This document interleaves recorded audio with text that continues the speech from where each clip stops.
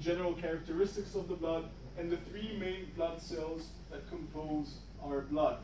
Then again, we'll talk about functions and pathology when we discuss blood transfusion, clotting, and so on and so forth.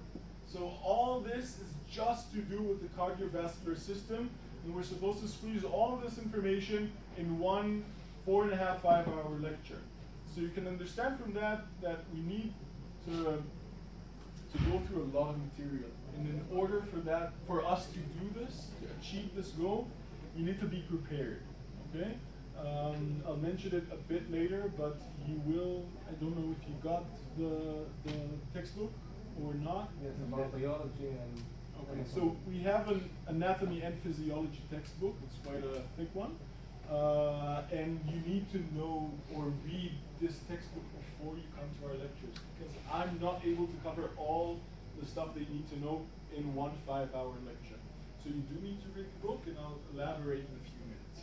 So that's about the syllabus. Questions so far? Great. These are just a few slides from our cardiovascular presentation. So you can see here that we talk about the valves and different heart valves. We have 4 of them, and we can divide it into different functional groups and different structural groups. Then we go on to talk about the specific types of valves, their physiology, how these valves work, and a bit about their pathology, what happens when they don't work, and how do we see it as clinicians in the hospital or in the clinic, okay? So this is just a small example of this process of anatomy, physiology, pathology, okay?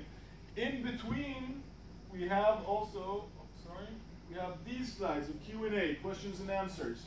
And in these slides, we ask you to answer questions that we just talked about. These are multiple choice questions, just like the ones that you'll have in your exams, your credit exams along the way, and your final exams, and just like the ones that you'll have in your entrance exams for universities. And these are at the level of the entrance exams for universities. Okay, these are taken from the same textbooks. So we'll do these along our presentations as well. We're going to use 2 main textbooks. One has a lot of text and the other one doesn't. This one is basically the one that you have to read. I told you it's quite a thick one, but we have a way of dealing with it. You need to start reading it right now. We still have a while before we start with our anatomy lectures, because before I start teaching you, you have some biology lectures before. You have about 9 weeks till we start.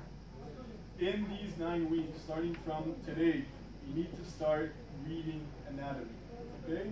In the syllabus that we send you, you have the order of the lectures, and next to each lecture, you have the corresponding chapter in the book. So basically, you know what's the order of reading for this book, okay? But what I'm asking you is not just to read the book, because if we read a 1,300-page book, we'll forget it the next day.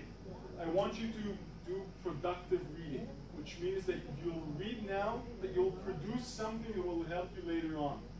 For some of us, it's highlighting with a marker, so you can print the book and highlight things that are important to you. I'm sure that you come from different backgrounds of knowledge, so some of you will have the entire book marked in yellow and some won't. But it's very good visually to focus on specific things, and then when you go back to that chapter a day or 2 before we studied it in class, you can go to specific areas where you need to go over, okay?